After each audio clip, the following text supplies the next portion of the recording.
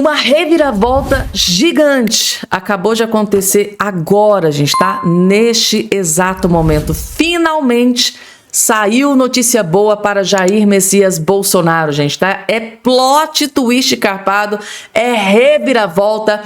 Saiu notícia boa para Jair Messias Bolsonaro e tudo isso, gente, tá? Após o André Mendonça mandar prender o Daniel Worcaro. Veja, tanta coisa aconteceu que antecedeu essa decisão aqui agora sobre o Bolsonaro, gente, tá? Depois de o André Mendonça mandar prender o Daniel Worcaro, depois do capanga, né, do Daniel Worcaro ter se trucidado dentro da cadeia, depois de a Polícia Federal revelar que o Lulinha movimentou mais de 19 milhões nos últimos 4 anos, e depois da Polícia Federal, depois que a Polícia Federal revelou, né, em conversas do Worcaro que ele se encontrou com o ministro Alexandre de Moraes, um plot twist carpado acabou de acontecer.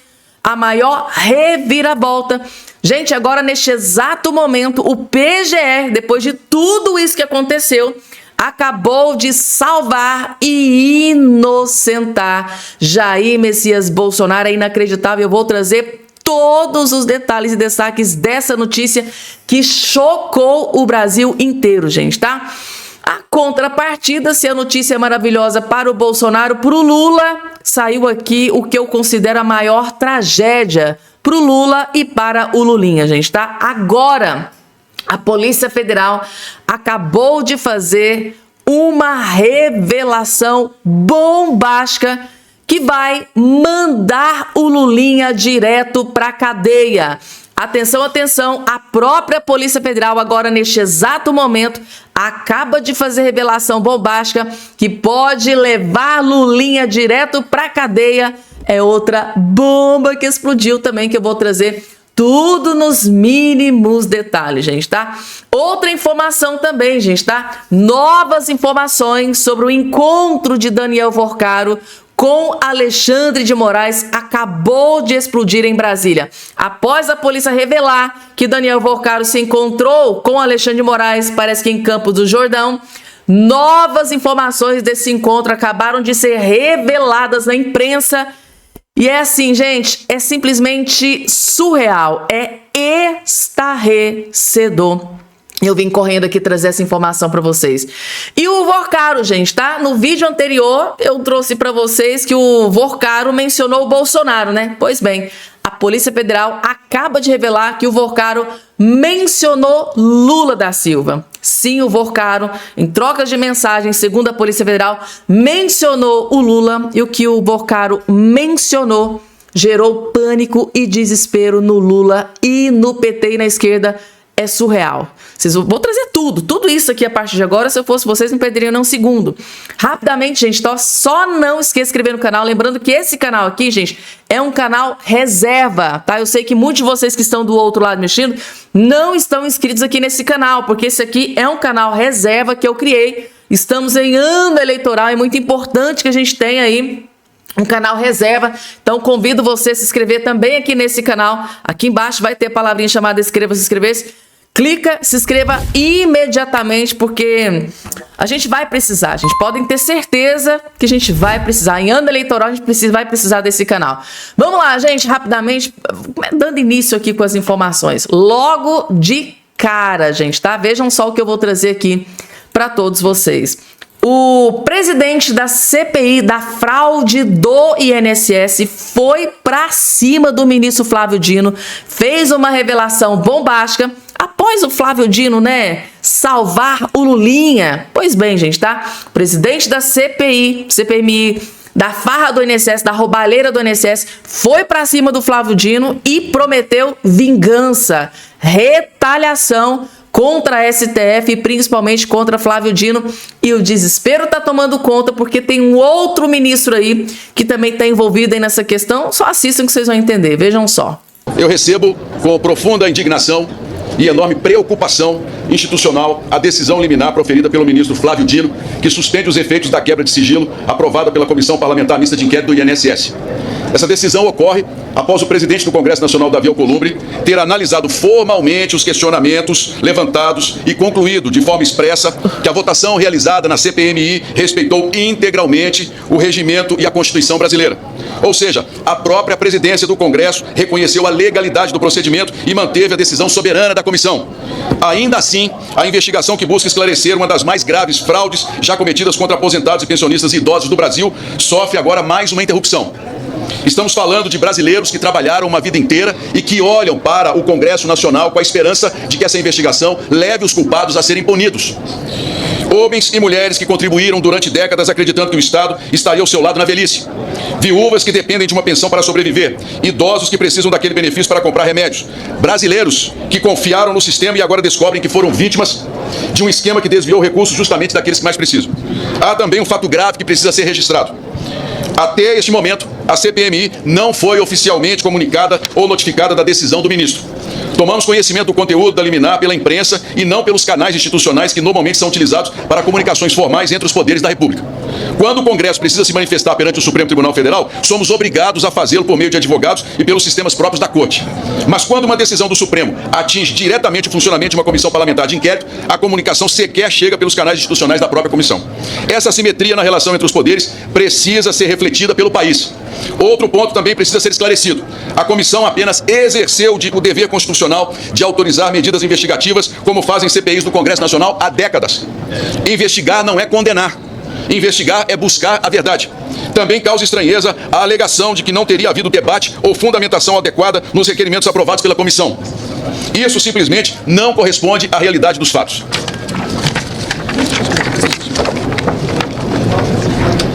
Na forma regimental, parlamentares utilizaram da palavra para defender ou criticar os requerimentos em pauta. Todo o processo foi livre, participativo e transparente daqueles que fazem parte da comissão. Além de desconhecimento por parte do senhor ministro Flávio Dino sobre o funcionamento do processo legislativo em CPIs. A fundamentação dos requerimentos investigados está registrada por escrito no próprio corpo de cada requerimento, com a justificativa detalhada que demonstra os indícios e a necessidade de cada medida para a investigação. Quando parlamentares aprovam o requerimento, aprovam também a justificativa que o acompanha. Ou seja, aprovam não apenas o pedido investigativo, mas também a fundamentação que sustenta aquele pedido. Essa é a prática consolidada das CPIs no Congresso Nacional. Essa é a prática que existe há décadas. A votação simbólica e em globo de requerimentos investigativos sempre foi utilizada em CPIs do Parlamento Brasileiro. A prática de votação em bloco é utilizada há décadas pelo próprio Supremo Tribunal Federal. Chama-se votação em mesa. Os processos não são analisados individualmente, são analisados em bloco pelos ministros e não há nenhum questionamento constitucional em relação ao trabalho do Supremo. Apenas em relação ao trabalho desse parlamento. Foi assim na CPMI da pandemia, foi assim na CPMI dos atos de 8 de janeiro. Ambas aprovaram inúmeros requerimentos dessa forma e isso jamais foi questionado. Será que agora, porque estamos muito próximos de núcleos de poder, de revelar ao país grandes influências políticas que levaram a sustentar todo esse esquema de roubo na Previdência brasileira, será que é por isso que nós estamos nessa tentativa de impedir, atrapalhar e atrasar os trabalhos da CPMI? É uma pergunta que eu deixo aqui em nome do povo brasileiro. Porque praticamente todas as decisões tomadas por CPIs nas últimas décadas poderiam ser colocadas sob questionamento se a decisão proferida pelo ministro ela passar a valer. Nenhuma CPI poderá mais trabalhar e as que já foram realizadas, os resultados serão questionáveis. Há ainda um outro aspecto essencial. CPIs possuem prazo determinado para funcionar. Investigações da Polícia Federal podem durar anos. Uma CPI precisa cumprir sua missão em poucos meses. Impor exigências que não existem nos regimentos da Casa significa, na prática, tentar inviabilizar o funcionamento das comissões parlamentares de inquérito. E isso atinge diretamente um princípio fundamental da democracia. O próprio Supremo Tribunal Federal já reconheceu em decisões históricas, decisões importantes, grandiosas, diferentemente dessa que foi tomada hoje pela manhã, que CPIs constituem um direito público subjetivo das minorias parlamentares, essencial ao equilíbrio entre os poderes da República. Sem instrumentos de investigação, não existe parlamento livre. Sem CPIs funcionando plenamente, não existe fiscalização efetiva em nome da população. Sem CPIs, ao longo da história, muitos casos não teriam sido revelados de escândalos absurdos contra o dinheiro público em nosso país. As CPIs existem exatamente para revelar a verdade, para fiscalizar o poder, para proteger a população. E neste caso, estamos falando de algo ainda mais grave. Estamos falando de aposentados, viúvas, idosos, pessoas que passaram a vida inteira trabalhando, contribuindo para o país. Diante disso, uma pergunta precisa ser feita com coragem. E coragem não falta a esta CPMI, aos membros que estão ali todos os dias, segundas e quintas, lutando contra esses obstáculos. Até quando, senhores, o parlamento brasileiro aceitará que decisões soberanas tomadas dentro dessa casa sejam interrompidas quando começam a alcançar as estruturas de poder? Quando será que este parlamento tomará a decisão clara de reequilibrar a relação entre os poderes? Porque nós estamos diante de uma decisão que desrespeita esse parlamento e que tenta criar uma proposição ou mesmo uma possibilidade dentro de uma investigação que está muito próxima de revelar ao país todos os esquemas desse subterrâneo que foi a roubalheira no INSS brasileiro. O Congresso Nacional não é um órgão decorativo da República. O Congresso representa o povo brasileiro e nós exigimos respeito. E quando o Congresso decide investigar crimes contra aposentados, viúvas e contra idosos, o Congresso está cumprindo exatamente o papel que a Constituição nos atribuiu. Por isso, este momento precisa ser registrado para a história, porque a história registrará quem se levantou para defender os mais fracos, quem se defendeu, levantou pela justiça. E também registrará quem preferiu impedir que a verdade fosse investigada. Passou da hora de o parlamento brasileiro se levantar em defesa das nossas prerrogativas. Passou da hora desta casa afirmar com clareza que o equilíbrio entre os poderes da República não pode ser rompido. Cada poder tem o seu papel. O Executivo governa, o Judiciário julga e o Parlamento legisla e fiscaliza por meio de CPIs que são transparentes e constitucionalmente funcionam com todos os seus detalhes previstos em lei. Nenhum poder pode impedir que o Congresso cumpra sua missão constitucional de investigar fatos que atingem diretamente o povo brasileiro. O que está em jogo aqui não é apenas uma investigação, senhores. O que está em jogo é o respeito às prerrogativas do Parlamento e ao equilíbrio entre os poderes da República. Prerrogativas que têm sido desrespeitadas constantemente por habeas corpus, inclusive, que permitem que pessoas que têm declarações a dar, que são investigadas, não compareçam à CPMI. São intromissões no trabalho deste parlamento que nós precisamos, com altivez, com coragem e responsabilidade, responder à altura. Quem protege, quem blinda ou quem impede que sejam investigados aqueles que roubaram aposentados, viúvas e idosos, jamais escapará da colheita que plantou junto à própria população que nos assiste. O Brasil está assistindo, senhores, e a história também será testemunha daqueles que ficaram ao lado dos mais fracos, daqueles que ficaram ao lado de uma investigação necessária ou daqueles que ajudaram, infelizmente, a proteger pessoas que têm explicações a dar ao povo brasileiro. Muito obrigado, senhores. Gente, tá aí o presidente da CPMI, né, do INSS, da roubalheira do INSS, está prometendo ir para cima do STF, retaliação, quer ir buscar ali as vias, né, dentro da lei, claro, para reverter essa decisão descarada, né, do ministro Flávio Dino. Foi lá e, numa decisão para proteger a Roberta Luxinger, né, de quebra, protegeu Lulinha, né, gente? Tá? É simplesmente inacreditável. Isso é o que eu chamo de um tapa na cara da sociedade, a podridão da política brasileira. Não foi à toa, né, gente, que o Lula colocou o Flávio Dino no STF. É basicamente uma missão dada, missão cumprida, né? Já que, né, os companheiros do Lula não conseguiram proteger o Lula dentro da CPMI da fraude do INSS, eles foram desesperados, pedir socorro para o Davi Alcolumbre. O Davi Alcolumbre, né, deu um chega para lá, aqui não. O Lulinha vai continuar sendo investigado, a quebra de sigilo está mantida. Aí eles perderam a guerra na CPMI, perderam a guerra para o Davi Alcolumbre, aí foram pedir socorro para onde? Para quem? Claro, né? STF. O Lula mesmo disse que não consegue governar sem o Judiciário, sem o STF. Prova clara disso, né? Que parece que se utilizaram disso até para proteger o Lulinha, né? De forma tabela, né? Por tabela, a decisão foi para Roberta Luxinger, mas pode se estender para o Lulinha, gente, tá? É um escárnio, Falando em escárnio, gente, tá? O desespero tomou conta do Lula e do Lulinha, gente, tá? O sítio de Atibaia voltou a assombrar o Lula em pleno ano eleitoral, e essa notícia caiu como uma bomba, gente, para o Lula e para o PT, gente. A notícia que vai fazer um estrago na eleição, na campanha do Lula, é exatamente essa que acabou de ser revelada pela própria Polícia Federal, gente, tá? Quem diria, gente, em ano eleitoral, o sítio de Atibaia voltou para derrubar e destruir o Lula de uma vez por todas, gente, tá? Acabou de sair aqui no Metrópolis. Lulinha pagava mesada para Jonas Suassuna. O Jonas Suassuna é aquele, gente, do sítio de Atibaia. Lembra aquele sítio que não é meu? Aquele sítio que não é do Lula? Que não é de forma... Não. Tem documento registrado no meu nome? Não, esse sítio não é meu. Mas o filho aqui é do Lula.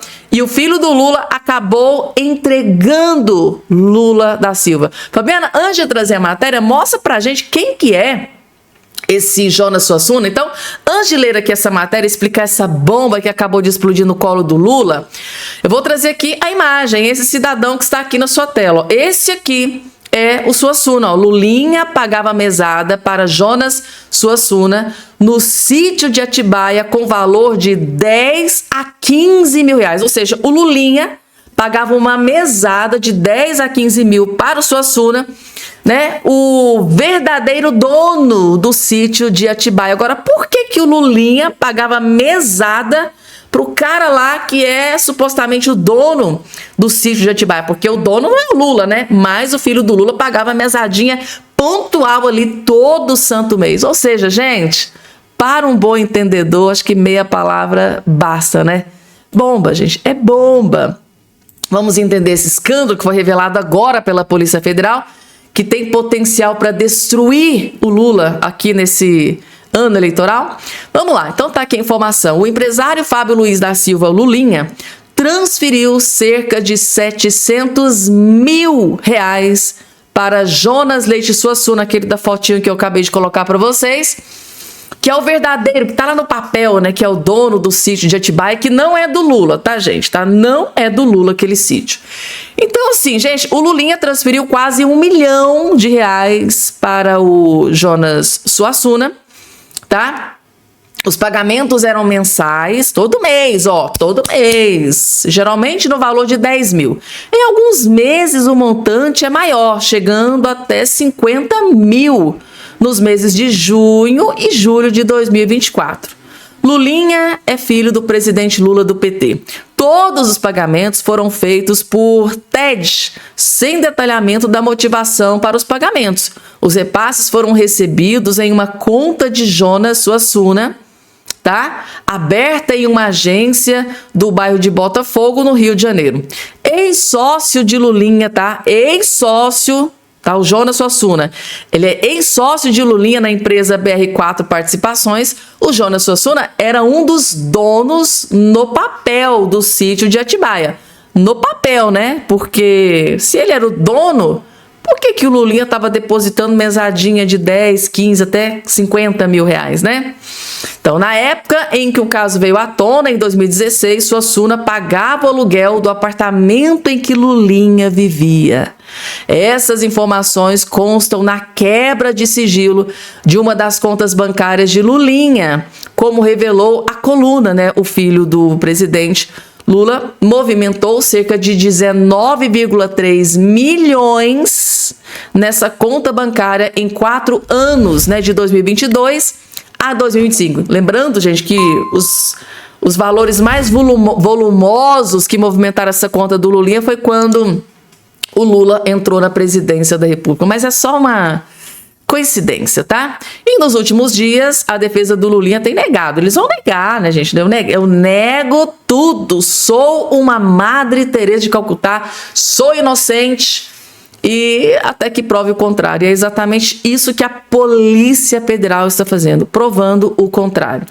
É, gente, tá aqui a bomba que explodiu, né, pela própria Polícia Federal, que tem o poder, tem munição suficiente para derrubar e destruir Luiz Inácio Lula da Silva. E o pior, pode até mandar o Lulinha direto para a cadeia, gente. As últimas informações que estão sendo reveladas aí pela Polícia Federal, eu não duvido muito, sabe, se André Mendonça for lá e mandar o Lulinha diretamente para a cadeia.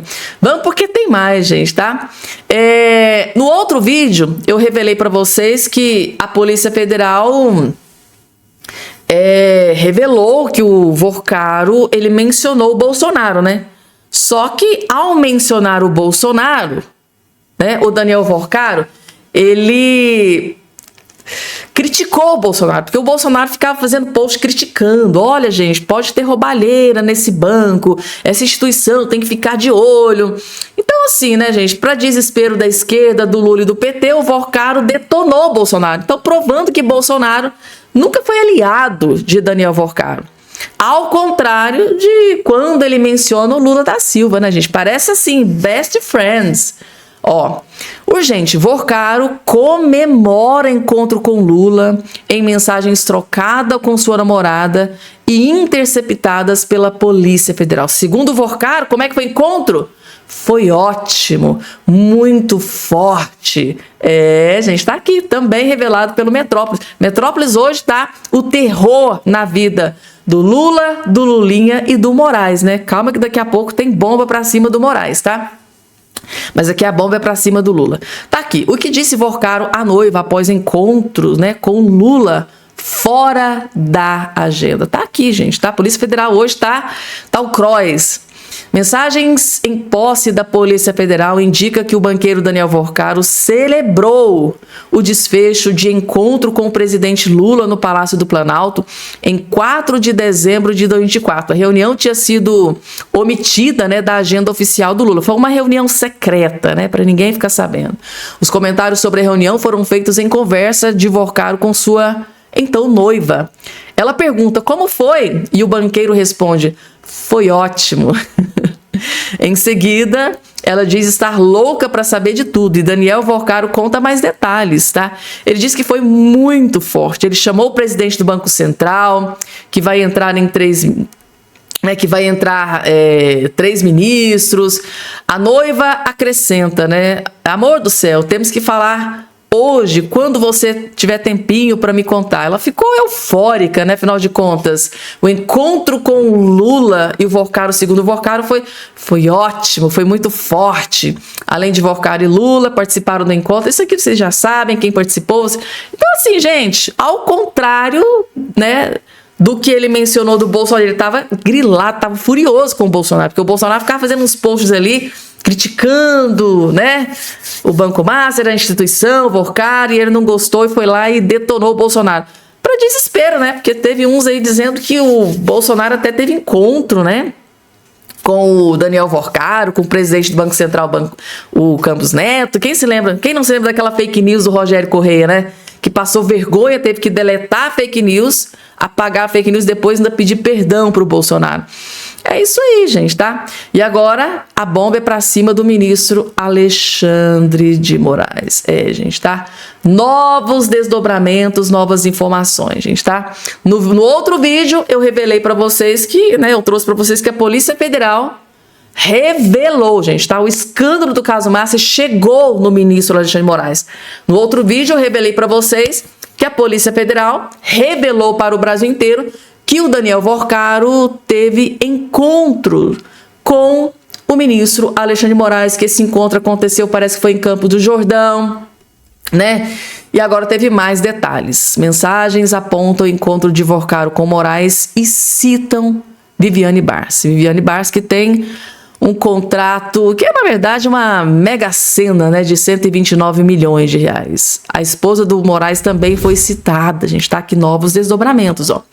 Mensagens atribuídas ao banqueiro Daniel Vorcaro, dono do liquidado Banco Márcio, indica que ele teria se encontrado com o ministro Alexandre de Moraes, do STF, durante o feriado de 19 de abril de 25.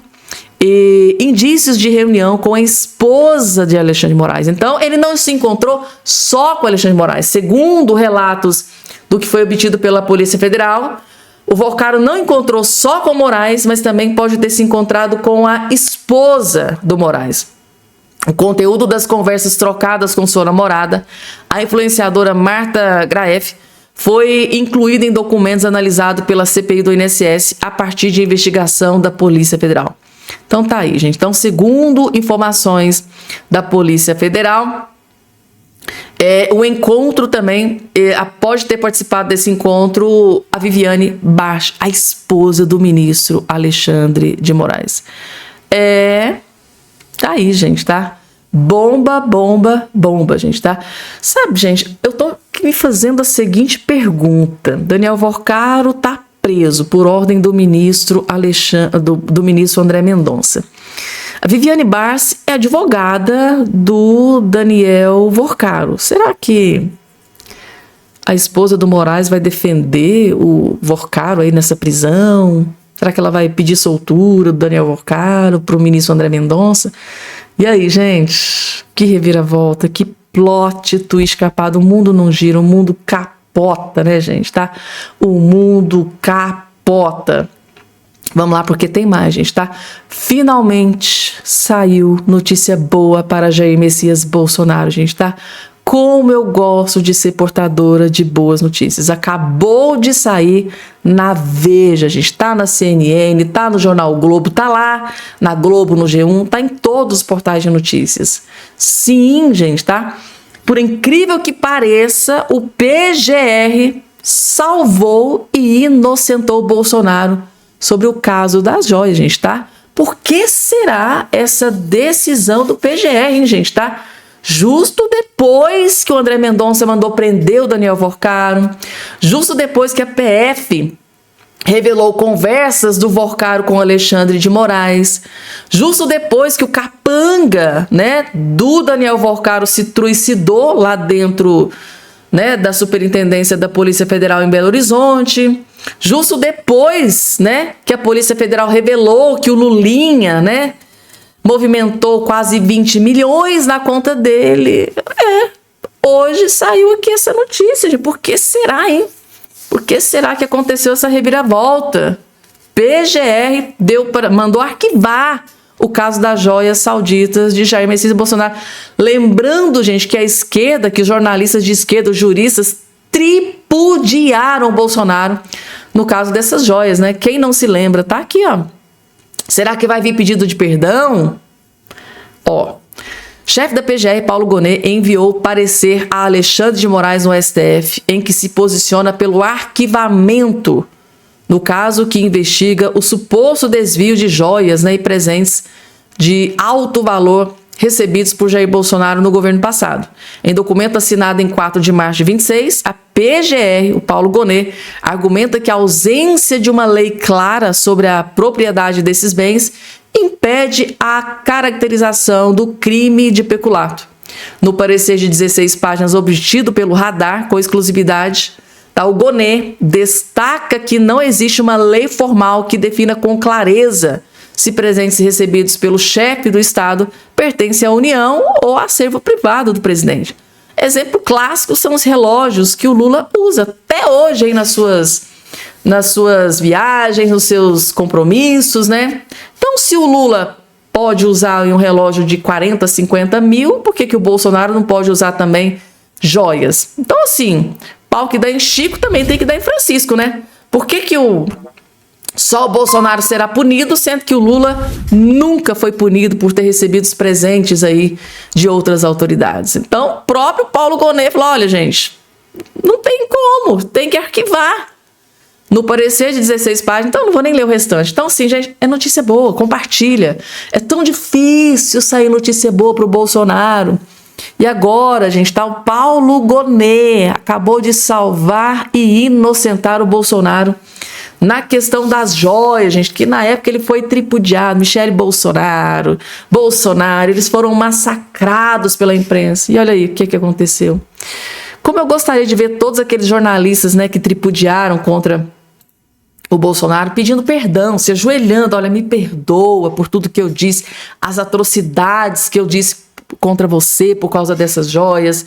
Hipocrisia, né? Porque o Lula também recebeu vários presentes luxuosos, carérrimos, e a gente ficava caladinho, né? Então, justo você que também, né? Por que a gente fez isso? Tinha que pedir perdão, né? Tinha que pedir perdão. Então é isso, gente. Nesse boletim eu vou ficando por aqui. Até o nosso próximo encontro.